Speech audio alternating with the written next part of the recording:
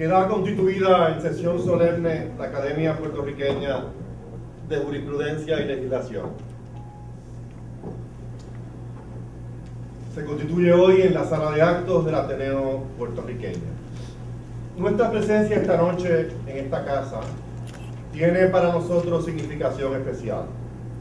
Queremos conmemorar con ello un paso importante para el desarrollo de nuestro derecho, que fue responsabilidad del Ateneo puertorriqueño. En efecto, con su visita aquí esta noche, la Academia desea reconocer al Ateneo puertorriqueño en el primer centenario del establecimiento por el Ateneo del primer colegio de jurisprudencia con que contó Puerto Rico. La Escuela de Derecho del Ateneo puertorriqueño abrió su primer curso académico en San Juan, en la sede ateneísta, de entonces, el 1 de marzo de 1912, hace poco más de un siglo, con un nutrido grupo de alumnos matriculados. Como relata el académico doctor Delgado Cintrón, fue su decano el licenciado Emilio del Toro Cuevas, su secretario el licenciado Jorge Domínguez. Formaron parte del claustro de profesores, además de Emilio del Toro, muchos de los más importantes juristas e intelectuales puertorriqueños de nuestro temprano siglo XX. Entre ellos, Rafael López Andrón, Jorge Domínguez, Jesús Manuel Rossi, Luis Muñoz Morales, José Benedicto, Antonio Sarmiento, Félix Córdoba Dávila, Cayetano Colicuchí, Luis Llorén Torres, Jacinto Texidor Alcalá del Olmo y Miguel Guerra. El doctor Cayetano Coli Toste, presidente del Ateneo, tuvo a su cargo el curso de Medicina Legal. En palabras del propio Coli Toste, abogados existen en San Juan que completaron allí sus estudios. Con la fundación de la Escuela de Derecho de la Universidad de Puerto Rico en 1913, un año después, la razón del esfuerzo ateneísta cesó y se concluyeron los trabajos del Colegio de Jurisprudencia. Con ello no se disolvió, sin embargo, de forma alguna, el impulso que los ateneístas dieron a la consolidación de un proyecto de enseñanza superior que habíamos reclamado ya en las propias instrucciones de los cabildos puertorriqueños a nuestro primer diputado a Corte.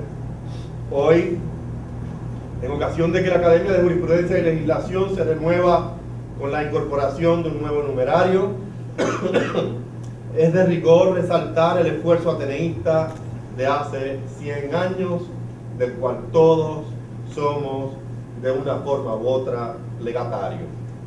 Les ruego pues que, puestos de pie, demos un aplauso al Ateneo puertorriqueño en el primer centenario de ese esfuerzo.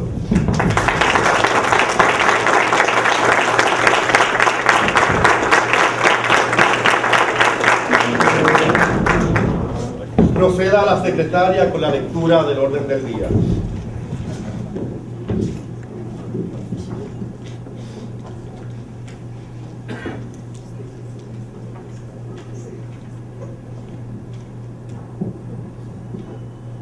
La orden del día consiste del siguiente asunto: la instalación del licenciado Salvador Antonetti Sequeira como académico de número, recepción y contestación del discurso de instalación.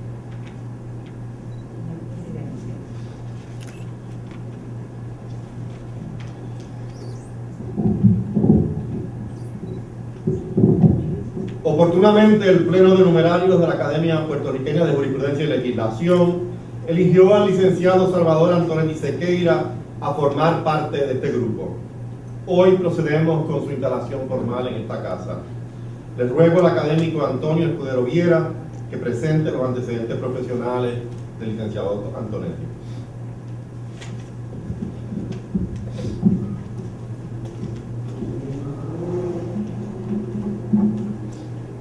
Licenciado Salvador Antonetti Sequeira tuvo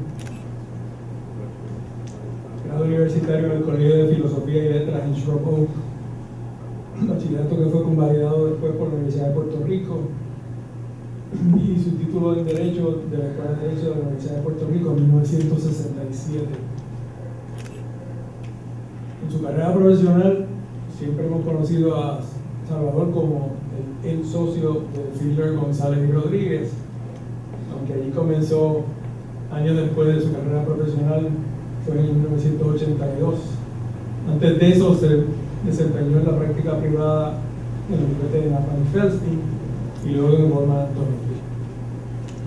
Ha estado también vinculado a la educación superior en Puerto Rico. Fue secretario de la Junta de la Universidad de Puerto Rico en el año 67 al 68. Fue director de la Universidad de Puerto Rico en el recinto de Calle en el 70. Más recientemente, presidente de la Junta de Síndicos de la Universidad de Puerto Rico en el 2001. A través de su carrera profesional ha escrito para muchas revistas y publicaciones en temas como arbitraje comercial, y donde yo más le conozco y le leo sus artículos que han sido en la Ley 75, en la Ley de Distribuidores de Puerto Rico.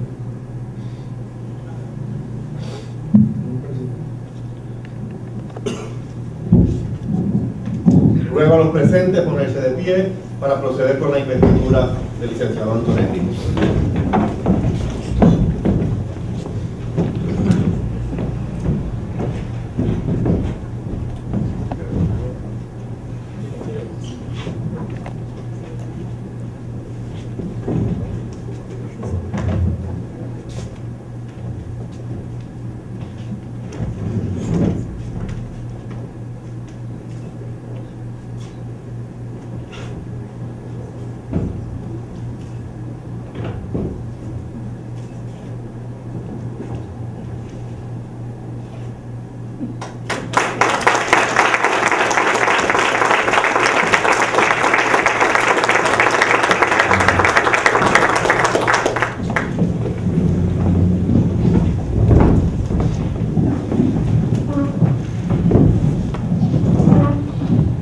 Recepción del discurso de instalación del licenciado Salvador Antonetti Sequeira. Tiene la palabra el académico Salvador Antonetti. Antes de comenzar, quiero decir que cuando yo envié la versión original de esta ponencia, tanto el presidente, el licenciado García Padilla, como el juez Casella, me aconsejaron muy diplomáticamente que preparase una versión más breve para ser leída esta noche. Así que no lo dijeron expresamente, pero entendieron que someter a esta audiencia a aquella ponencia hubiese sido un castigo cruel e inusitado. Lo que voy a leer sigue siendo castigo, pero espero que sea tolerable. Voy a hablar sobre el arbitraje comercial en Puerto Rico y analizar si es una solución o un problema. Para las últimas décadas del siglo pasado se comentaba en revistas jurídicas en los Estados Unidos sobre el crecimiento extraordinario del arbitraje y otros medios alternos para resolver disputas comerciales en situaciones donde sustituían a los procesos judiciales. Ante las críticas y los problemas reales de las demoras y altos costos de los litigios, y ante el carácter cada vez más litigioso de la sociedad, los métodos alternos se presentaron como una posible solución, o por lo menos como alivio. El modelo exitoso del arbitraje laboral, incorporado a la mayoría de los convenios colectivos de mediados del siglo pasado, fue un incentivo adicional. Existía una jurisprudencia extensa sobre el arbitraje laboral y se había desarrollado un cuadro de árbitros y un sistema de agencias administrativas federales y estatales con experiencia en resolver disputas laborales fuera de los tribunales. Sin embargo, el arbitraje comercial no había crecido a la par con el arbitraje laboral. A pesar de que la ley federal de arbitraje data del 1925, no fue hasta la década de los años 70 que algunos juristas comenzaron a pensar en el arbitraje y otros medios alternos como remedio para la congestión de los tribunales y como manera de acelerar la resolución de controversias comerciales, notablemente en las industrias de valores y de seguros, a un costo menor que el de los pleitos. Varios autores han señalado que la ponencia en 1976 del profesor Frank Sanders ante la conferencia Roscoe Pound marcó el inicio del estudio formal de los métodos alternos de resolución de disputas fuera del campo laboral. Para fin de siglos se tildaba de revolución el desarrollo y crecimiento del arbitraje comercial y otros métodos alternos, con la bendición y apoyo de los tribunales. En Puerto Rico el arbitraje comercial también ha sido favorecido por los tribunales y, como ha señalado repetidamente el Tribunal Supremo de Puerto Rico, y cito, existe una fuerte política pública a favor del arbitraje y ante un convenio de arbitraje lo prudencial es la abstención judicial y el arbitraje en Puerto Rico goza de un papel preeminente. En 1998 el Tribunal Supremo de Puerto Rico aprobó un reglamento de métodos alternos para la resolución de disputas que entró en vigor en enero del 99, cuya primera regla declara como política pública de la rama judicial fomentar el uso de mecanismos complementarios al sistema adjudicativo con el fin de impartir justicia en una forma más eficiente, rápida y económica. Las cláusulas de arbitraje hoy son comunes en la industria de la construcción y en una amplia gama de acuerdos comerciales. Además del endoso judicial, el arbitraje comercial tiene, según sus favorecedores, una serie de beneficios. Entre estos resaltan la confidencialidad, ya que generalmente ni las alegaciones, ni los expedientes, ni los laudos están disponibles para examen por terceros, lo cual protege información que las partes no desean hacer disponibles a sus competidores o al público en general. La relativa informalidad de los procedimientos, ya que no aplican las reglas de evidencia o de procedimiento, más allá de las escuetas que establecen las partes con las reglas de la entidad que administra el arbitraje. La posibilidad de seleccionar árbitros con conocimiento de la materia y no tienen que ser abogados. La libre selección de foro y de la ley aplicable.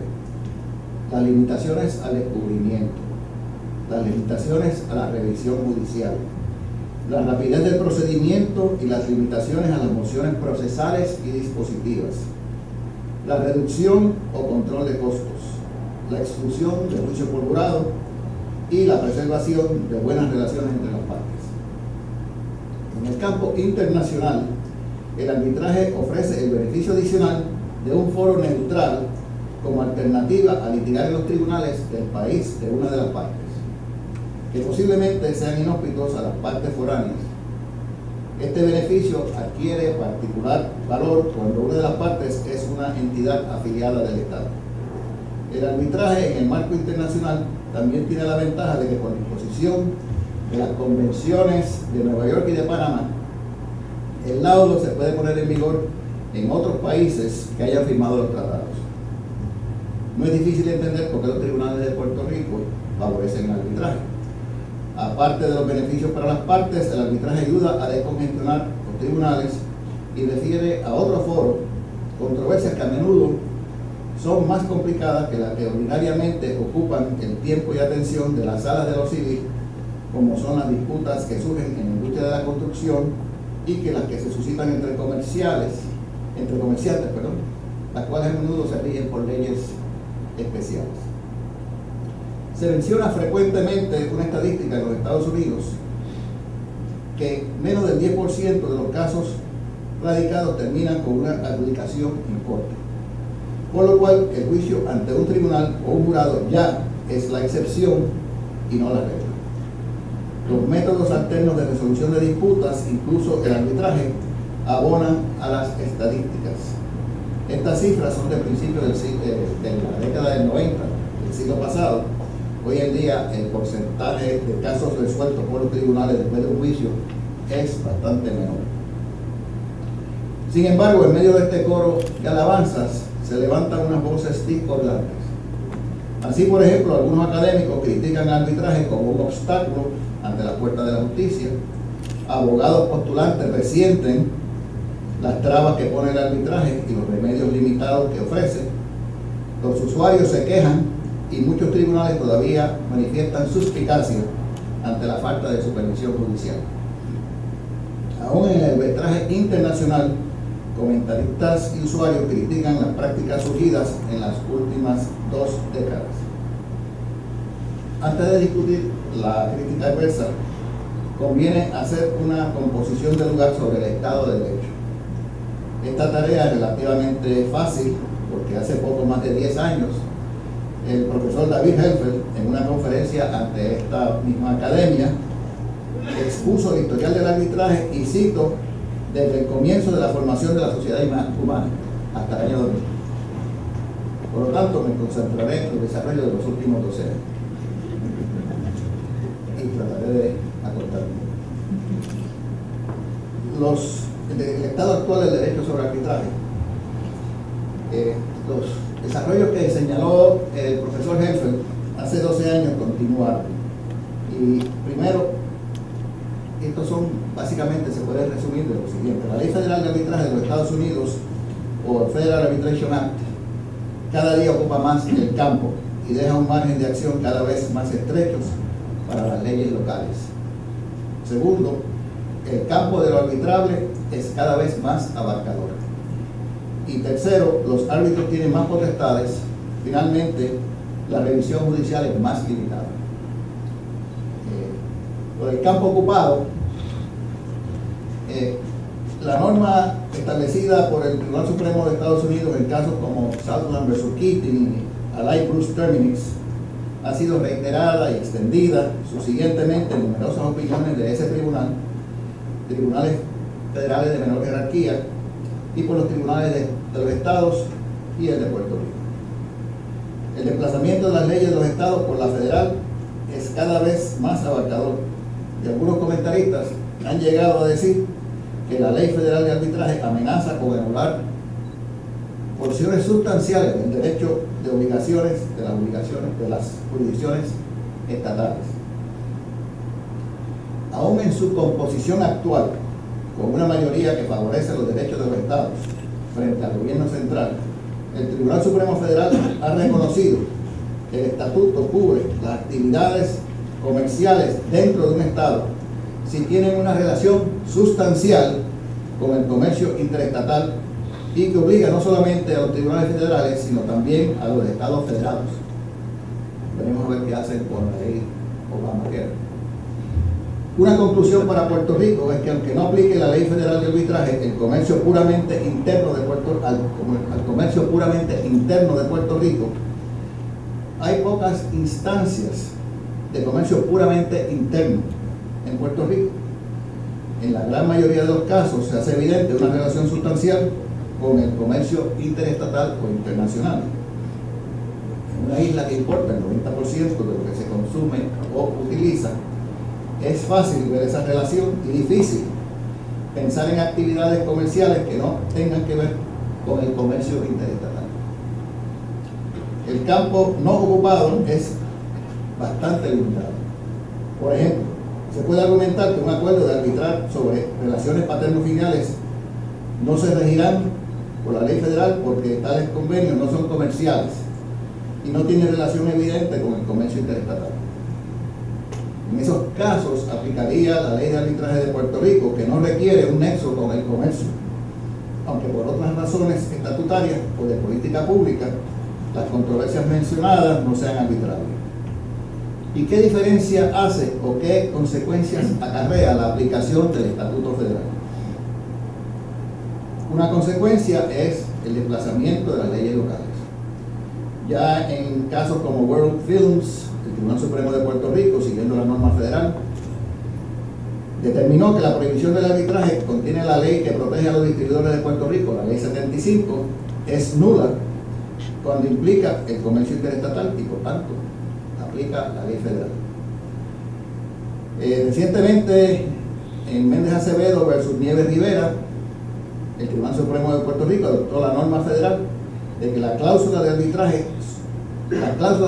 son separables o independientes del resto del contrato, por lo cual Si se trata de una cláusula de arbitraje amplia, compete al árbitro dirimir cualquier controversia sobre la validez del contrato. En ese sentido, la cláusula sobrevive al contrato que la contiene, pues el árbitro tiene la facultad de decidir si el contrato es nulo, sin por esa misma determinación tener que concluir que carece de jurisdicción.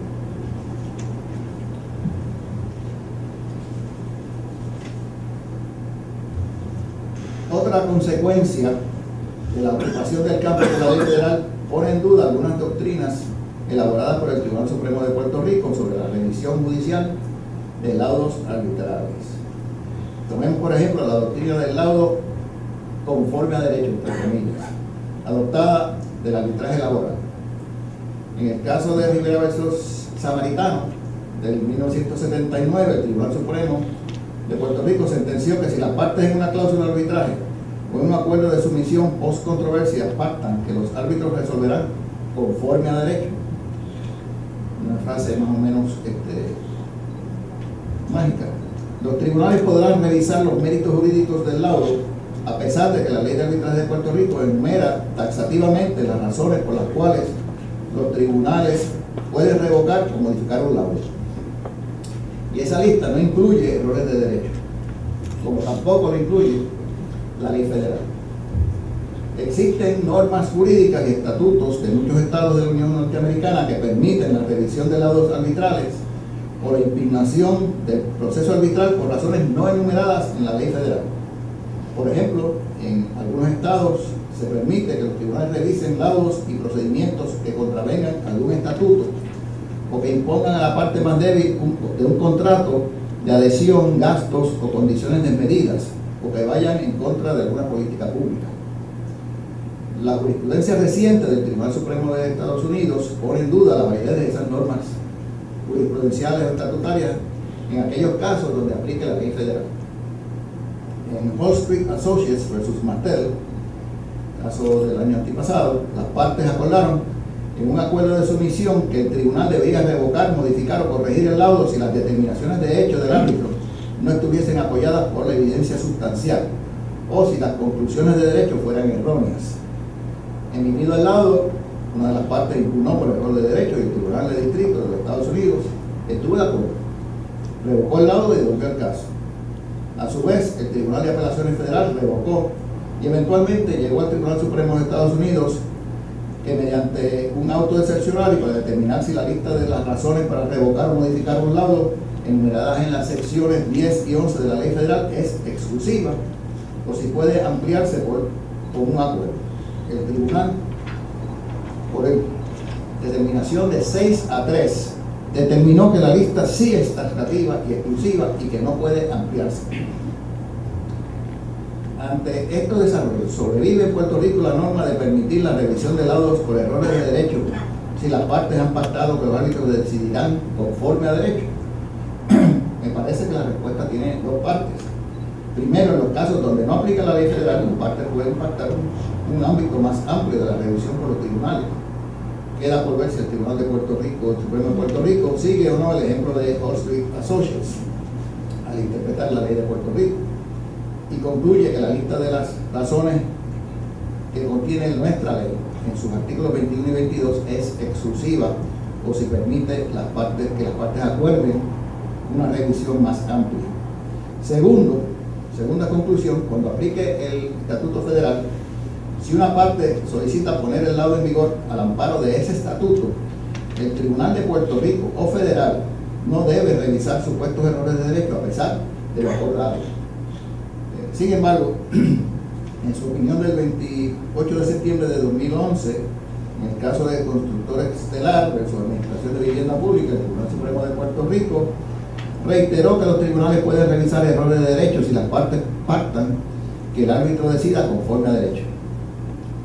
Es notable que el tribunal no menciona el Estatuto Federal, a pesar de que se trataba de un contrato de construcción con fondos federales.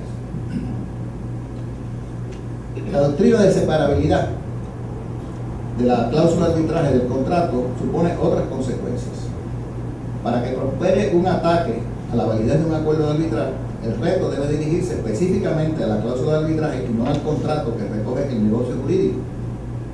No basta con presentar ante un tribunal argumentos sobre defectos en la formación del contrato, tales como dolo, la desigualdad entre las partes contratantes, porque el contrato es uno de adhesión.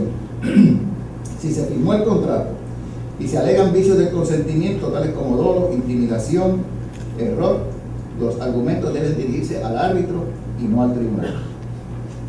El alcance del Estatuto Federal sobre arbitraje comercial ha invadido también el campo laboral. A pesar de que la letra de la ley dice que no aplica a reclamaciones bajo contratos de empleo de marinos, empleados ferroviarios o cualquier otra clase de empleados ocupados en el comercio interestatal o internacional. En el caso de Circuit City Stores, un empleado de esas tiendas, cuyo contrato de empleo contenía una cláusula de arbitraje, demandó por discrimen en los tribunales de California bajo las leyes de California. Su patrón entonces radicó una solicitud en Corte Federal para compeler el arbitraje al amparo del Federal Arbitration Act. El Distrito Federal y el Distrito de Apelaciones para el 9º Circuito denegaron el arbitraje, ya que conforme al lenguaje del Estatuto Federal, el empleado era un trabajador ocupado en el comercio interestatal y por tanto no estaba obligado a someter su reclamación al arbitraje. El Tribunal Supremo de Estados Unidos interpretó la frase empleados en el comercio interestatal como que se refiere únicamente a los empleados de la industria de transporte, por lo cual el empleado de Circuit Stores está obligado a someter su reclamación al arbitraje. El tema de arbitraje de acciones de clase, particularmente de consumidores, ha sido objeto de por lo menos 3 decisiones del Tribunal Supremo de Estados Unidos recientemente, en los últimos 8 años. Como habrán adivinado, los consumidores no han salido muy bien.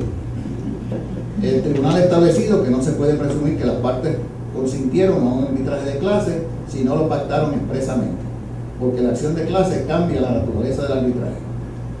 Si la cláusula de arbitraje guarda silencio, no se puede concluir que ambas partes consintieron, porque entre otras cosas, una acción de clase obliga a una parte a arbitrar contrario a sus expectativas.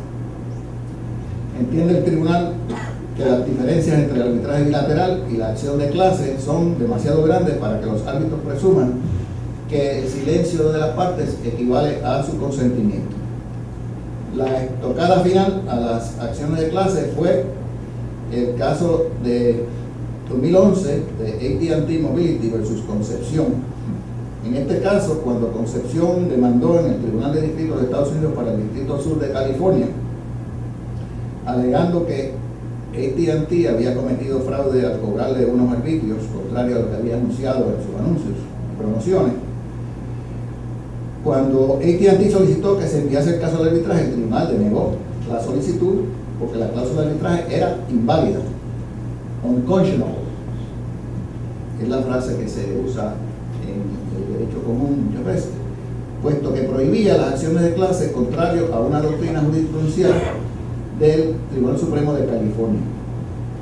El Tribunal Federal de Apelaciones para el 9º Circuito confirmó, además determinó que el Federal Arbitration Act no había dejado sin efecto la doctrina contractual de California, porque ella era meramente un refinamiento del análisis de una norma que aplica a todo convenio y no meramente a los de arbitraje.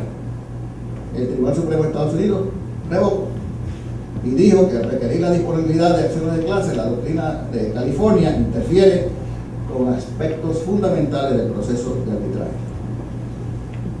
El Estado de Derecho, en resumen, favorece al arbitraje bajo la ley federal, al punto que queda muy poco campo para ocupar, muy poco que no sea arbitrable y muy poco margen para los tribunales revisar a los árbitros.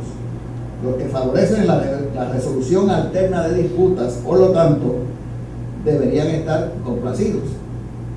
Pero como dije al principio, no todo el mundo lo está. Pasemos revista de la crítica de esta tendencia arropadora.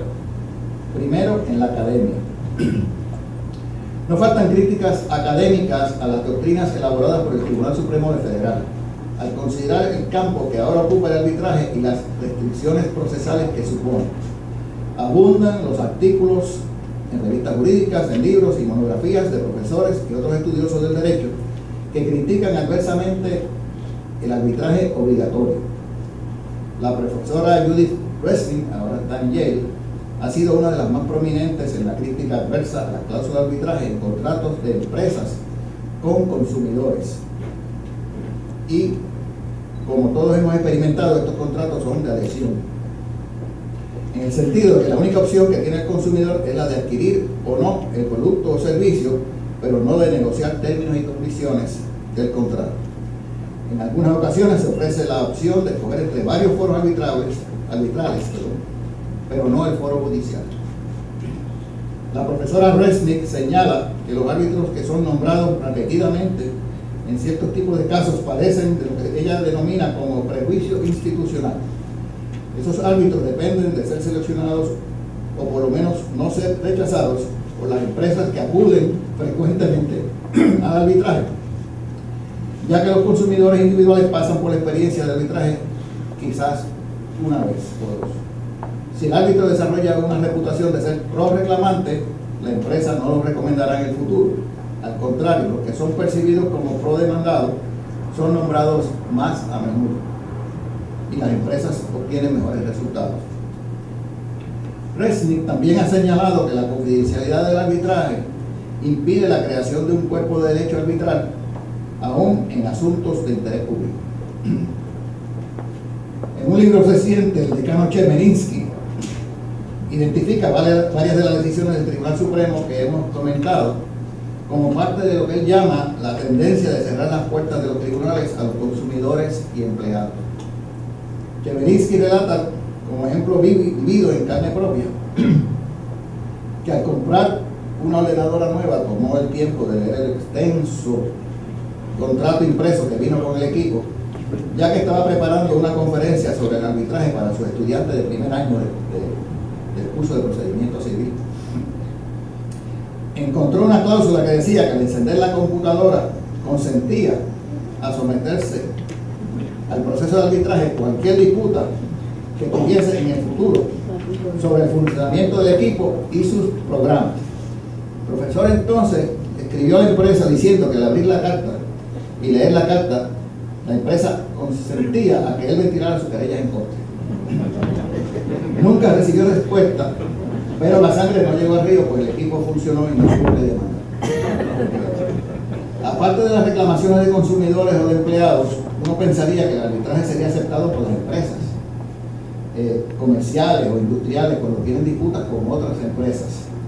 Después de todo, la lista de ventajas que leí al principio suena bastante atractiva, pero a pesar de los aspectos atractivos, el arbitraje es criticado o rechazado por un número cada vez mayor de usuarios corporativos.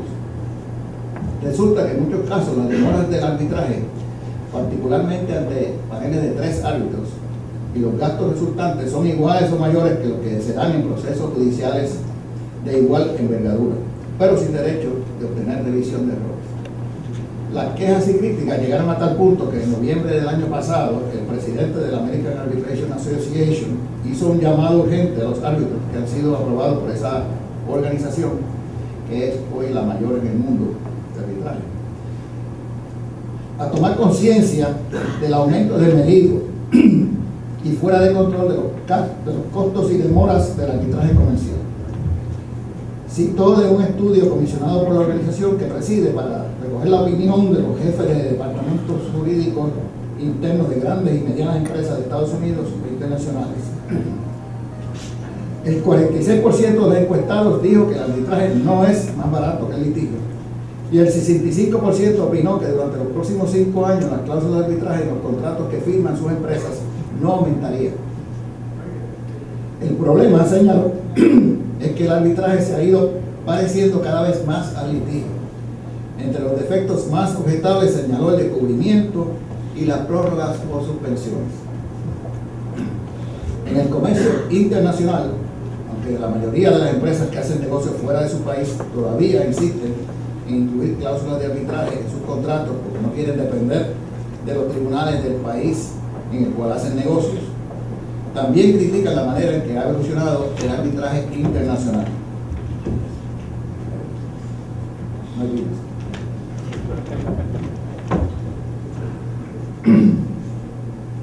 se quejan de que el arbitraje se ha americanizado.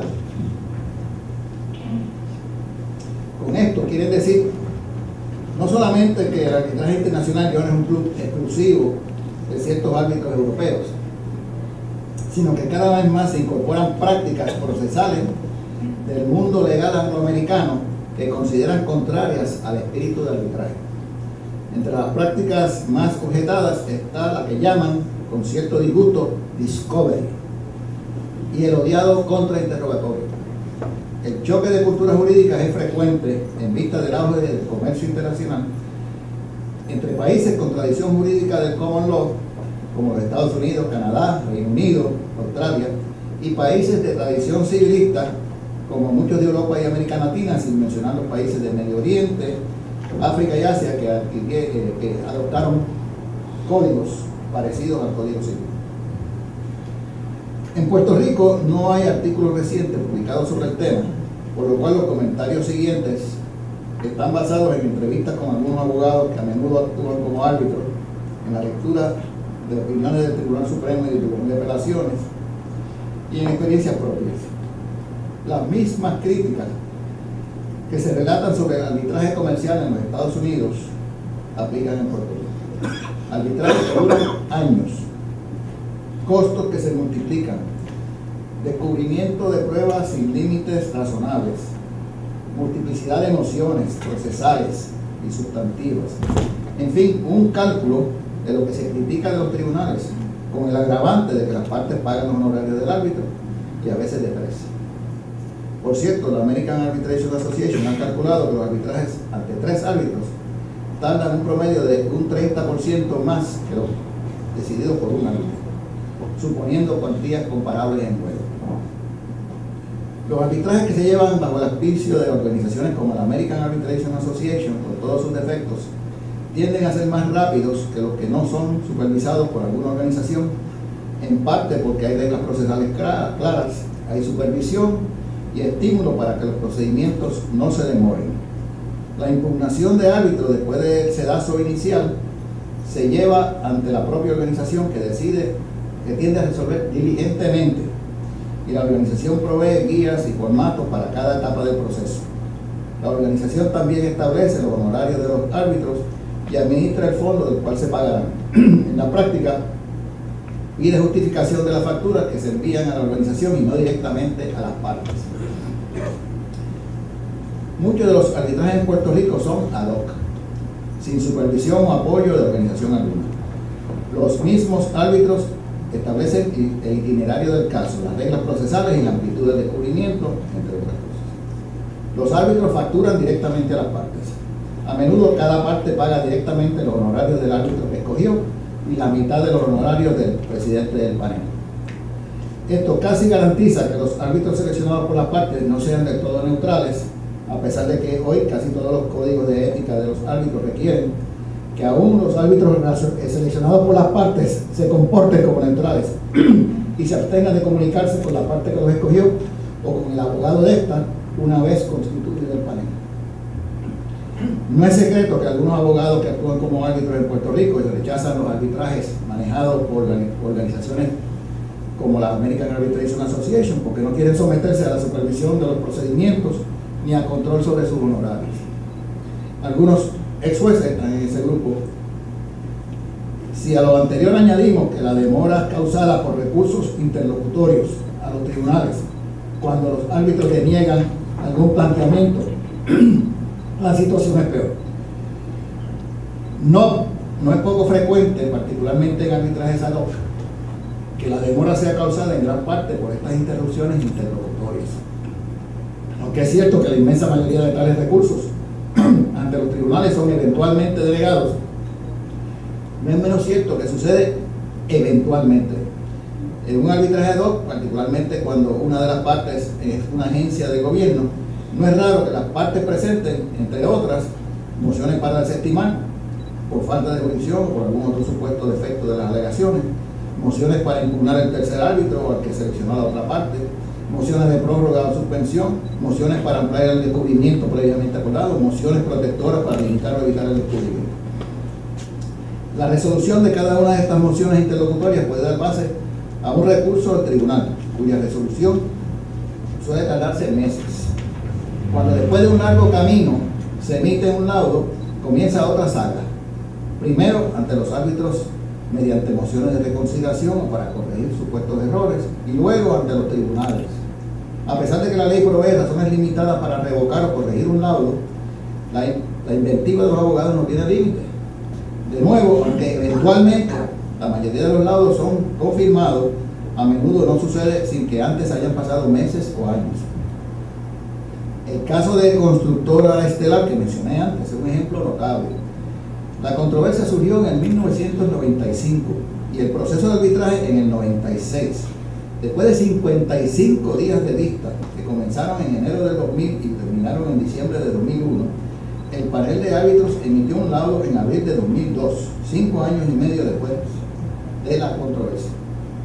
La parte desfavorecida acudió al tribunal en agosto de 2002 y ese revocó 4 años después, en noviembre de 2006.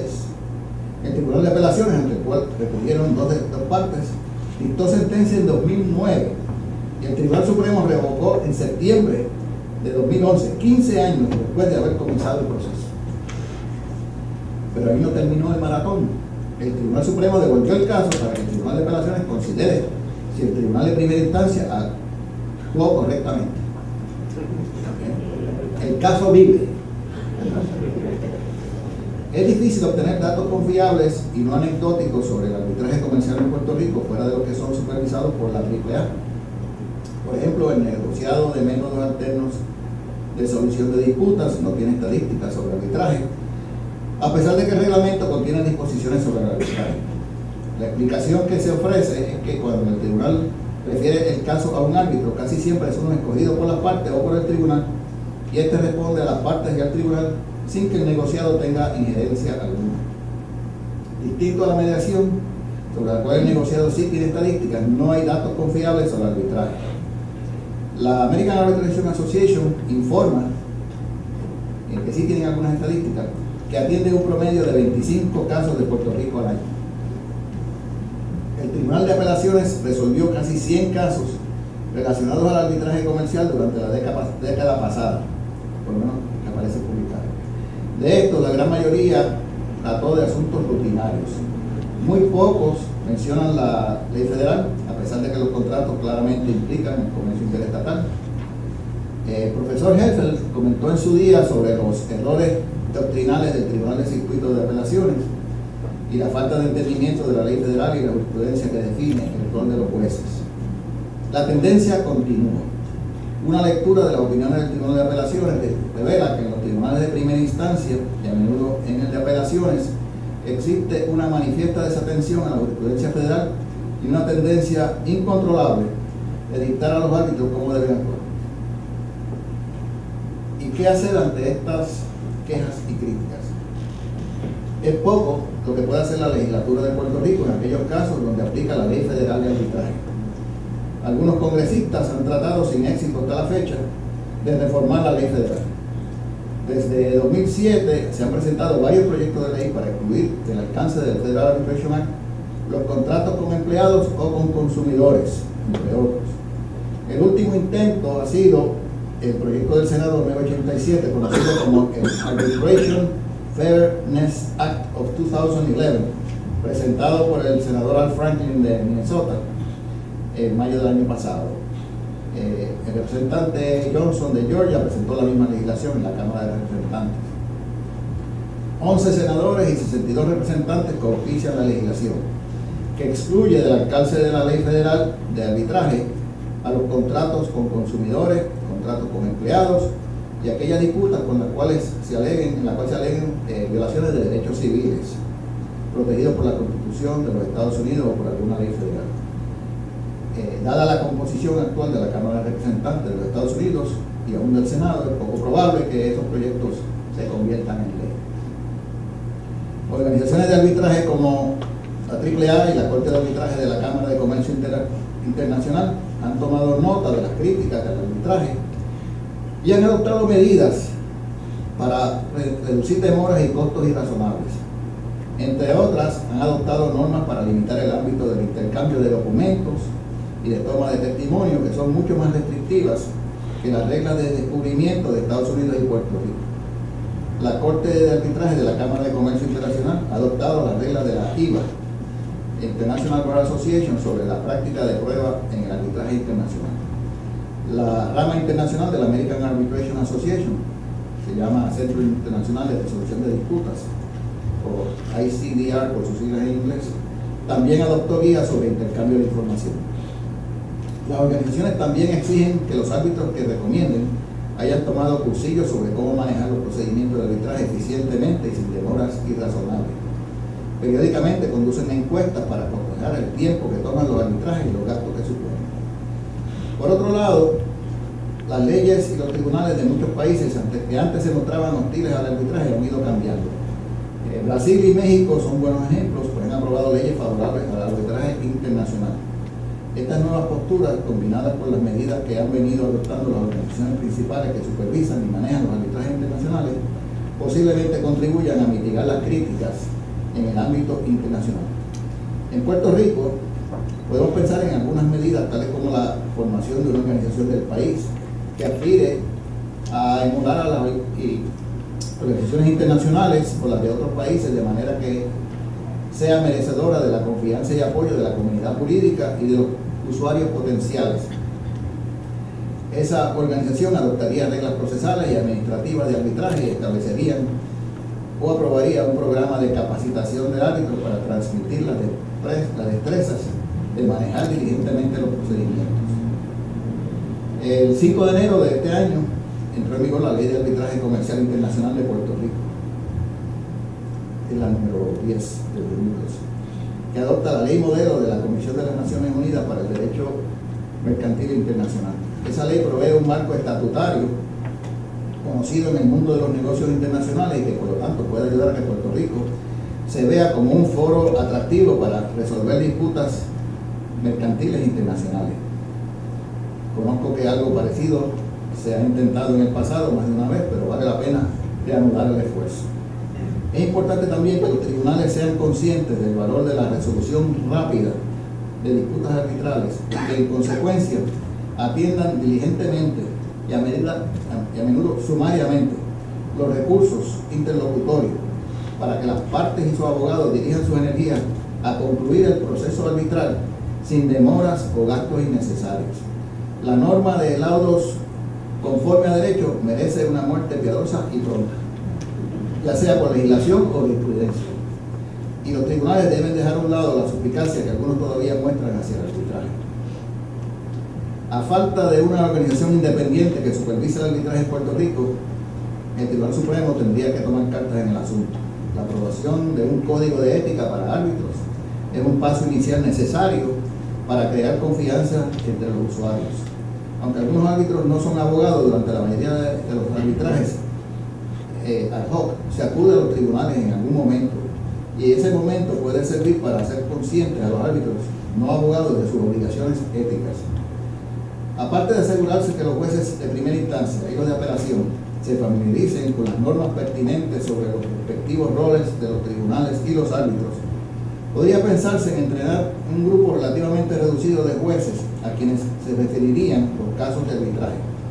Unos jueces conscientes del valor de evitar demoras causadas por los recursos interlocutorios e impugnaciones de laudos que no se basen en las razones taxativas de la ley, ayudaría a rehabilitar la reputación del arbitraje comercial.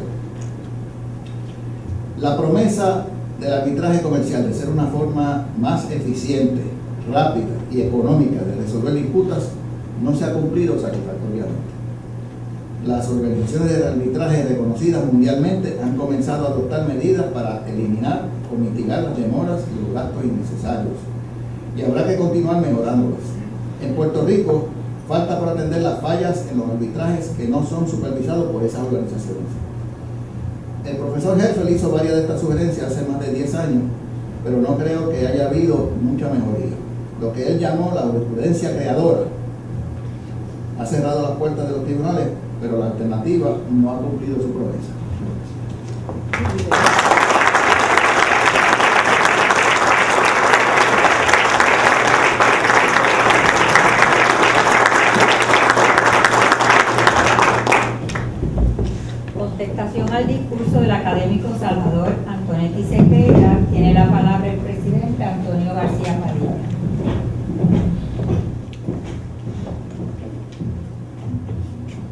Agradezco la oportunidad que me brinda la Junta de Gobierno de la Academia de responder al discurso de instalación del académico de número Salvador Antonetti Sequeira. En su discurso, Antonetti examina el estado de cosas en torno al arbitraje comercial en Puerto Rico. Su análisis se bifurca. De una parte, atiende la forma en que se manifiestan en Puerto Rico los problemas típicos del arbitraje comercial contemporáneo. De la otra, identifica los problemas que son propios del arbitraje comercial puertorriqueño, problemas que son de hechura nuestra. Como es de anticipar, el análisis se detiene con especial cuidado en los segundos. El nuevo académico invita a dar una nueva mirada a algunos de los problemas mayores que en Puerto Rico aquejan a esta forma de solución de controversia comercial. La desatención a las normas federales sobre arbitraje en casos en que su aplicación es evidente, la insistencia de nuestras cortes en intervenir en los arbitrajes para revisar conclusiones de derecho y aún conclusiones de hecho, equiparando los laudos con decisiones de agencias administrativas, las demoras en ocasiones de lustros que la intervención genera en los procesos arbitrales, la ausencia de estadísticas en cuanto a los casos de arbitraje que se ventilan en el país, la falta de reglamentación de los arbitrajes ad hoc. Puestos en perspectiva, problemas como los que identifica Antonetti en torno al arbitraje comercial no se observan solo en ese campo. El estado de cosas que el discurso de esta noche advierte en cuanto al arbitraje comercial es síntoma de un problema mayor que tiene que ver con la desatención del derecho mercantil puertorriqueño. Otras zonas de ese derecho acusan problemas similares. El asunto requiere cuidado. Sobre todo en un país cuya economía depende de la capacidad de añadir valor a bienes y a servicios, la salud del derecho mercantil debe ser asunto de prioridad.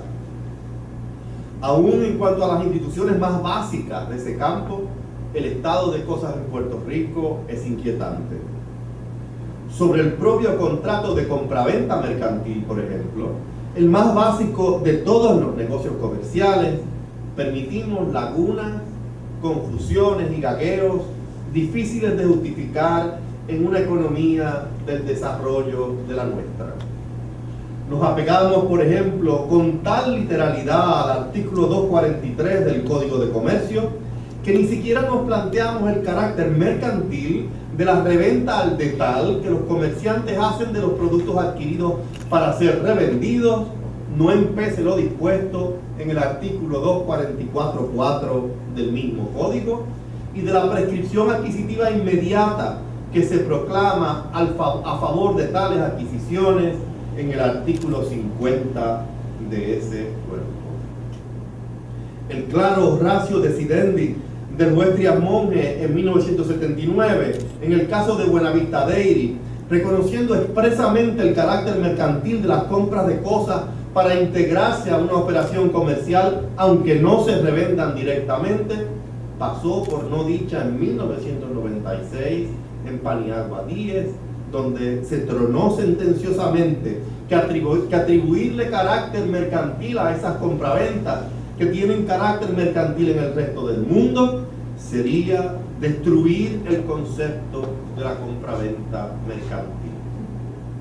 En cuanto al importante tema de los vicios de las cosas vendidas y los plazos para su reclamación, el gagueo que muestra nuestro derecho no es menor.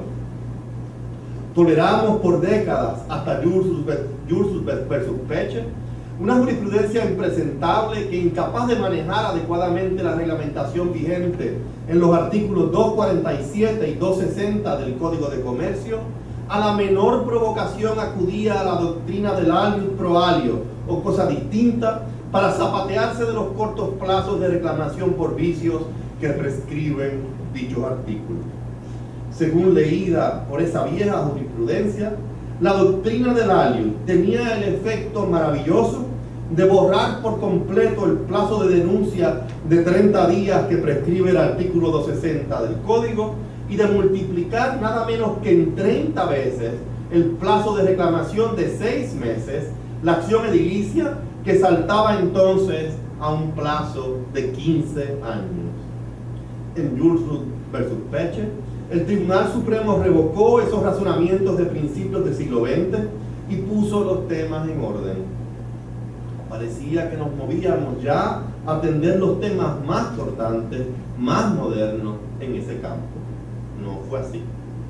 En breve tiempo volvimos a invocar el aliud sin necesidad, generando los mismos efectos acrobáticos que habían se generado en las opiniones de principios del siglo pasado. En materia de préstamo mercantil, otro contrato obviamente fundamental para el comercio, el cuadro no es más alentador. No empece la alerta del conocido escolio 8 de la opinión de Pescadería Rosas versus Lozada, dictada ya hace 17 años. Seguimos sin aclarar si el préstamo bancario, el típico en el campo de los préstamos, debe considerarse mercantil en todos los casos, como en el resto del mundo, o si debemos insistir en el análisis del préstamo bancario a la luz de la literalidad del artículo 229 del Código de Comercio. En el manejo de instituciones más nuevas del derecho mercantil nuestro, tampoco damos pie con bola. No hay más que ver la forma en que hemos adoptado en Puerto Rico los capítulos 3, 4, 4A, 5 y 9 del Código Uniforme de Comercio. El apego a los textos ingleses ha sido en ocasiones tan literal que preferimos como traducción la palabra española fonéticamente más parecida a la voz inglesa que se quiere traducir, signifique lo que signifique en español. Así, por ejemplo, traducimos conversion como conversión, que en español, como sabemos, no significa lo mismo. Y si poco diferenciada ha sido la forma en que hemos adoptado por ley las instituciones del UCC, la forma en que hemos definido su interacción con nuestro derecho obligacional básico es igual de problemática o aún más. Al saldo, en vez de aprovechar las oportunidades que tenemos de influenciar los desarrollos del UCC a la luz de la cultura jurídica nuestra, nos colocamos en situación tal que se nos mira con extrañeza de todos lados. La situación no nos gana admiración alguna, ni de los observadores norteamericanos, ni de los europeos y latinoamericanos. Asimismo, no empece el acelerado crecimiento en el volumen de las transacciones comerciales generadas a través de Internet, nos mantenemos en una babia a la hora de anticipar los fascinantes problemas que se generan, por ejemplo, a la luz de los click wraps o shrink wraps. Ante este cuadro, la situación que observa el nuevo académico en torno al arbitraje comercial no debe causar sorpresa. ¿Cómo explicar este estado de cosas? ¿Qué ocurre en Puerto Rico con el derecho mercantil y económico? A mi juicio, la contestación rebasa el descuido general que tantas veces mostramos los puertorriqueños hacia nuestro derecho en todos sus campos. Va más allá. Tiene que ver, se me ocurre pensar, con nuestra actitud hacia la generación y circulación de la riqueza en Puerto Rico.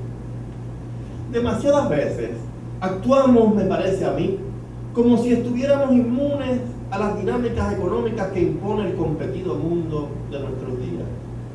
Como si la responsabilidad por el bienestar económico fuese algo que podemos encomendar a otros, fuera de aquí, que se descarga solo con la búsqueda de beneficios legislados en otros lados, que no tiene nada que ver con los contornos que por acción o omisión le damos a las instituciones nuestras, controladas por nosotros, que influyen significativamente sobre nuestra economía. El derecho es una de esas instituciones.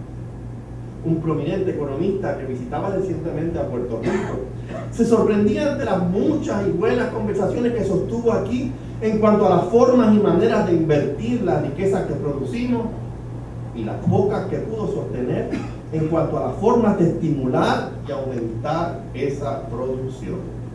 Tienes razón. Corresponde, por ejemplo, que nos preocupemos tanto como sea debido por mantener nuestros gastos e inversiones ajustados a la riqueza que generamos. Pero tiene que preocuparnos de igual forma cómo debemos generar la riqueza necesaria para sufragar los gastos e inversiones que nos sentimos con el deber y con la responsabilidad de hacer. De esa preocupación el derecho no puede estar ajeno. Es cierto que el derecho de por sí no produce actividad económica, ni es el factor principal en su generación.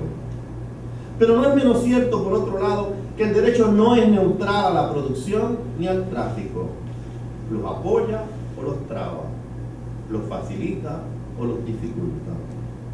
En la cotidianidad nuestra, el tema de la adecuación del derecho frente a las urgencias del desarrollo económico es un asunto que tiende a circunscribirse a un aspecto vinculado al quehacer administrativo. La preocupación se centra demasiadas veces en cuán ágil o cuán torpe es el Estado en la concesión de los permisos que son necesarios para construir, para operar un negocio, para gestionar actividades productivas. Esa preocupación, que es legítima, no pasa de ahí. En cuanto al resto de los problemas que un derecho incierto, titubeante, insuficiente le presenta al desarrollo económico, las preocupaciones se escuchan menos. Es hora de generarlas más a menudo, no tanto con el propósito de explicarlas para que se entiendan, sino de que se entiendan para que se corrijan. Los intereses profesionales del nuevo académico, la preocupación que a lo largo de su carrera ha demostrado por el cultivo del derecho comercial, sus valiosas publicaciones en el campo, el buen ensayo sobre el tema del arbitraje que acaba de presentar, anticipan que la academia gana hoy un buen recurso a la hora de descargar su responsabilidad con este importante campo de nuestro derecho. Los académicos numerarios se unen a mí para dar la bienvenida a la academia al académico Antonetti Sequeira. Muchas gracias.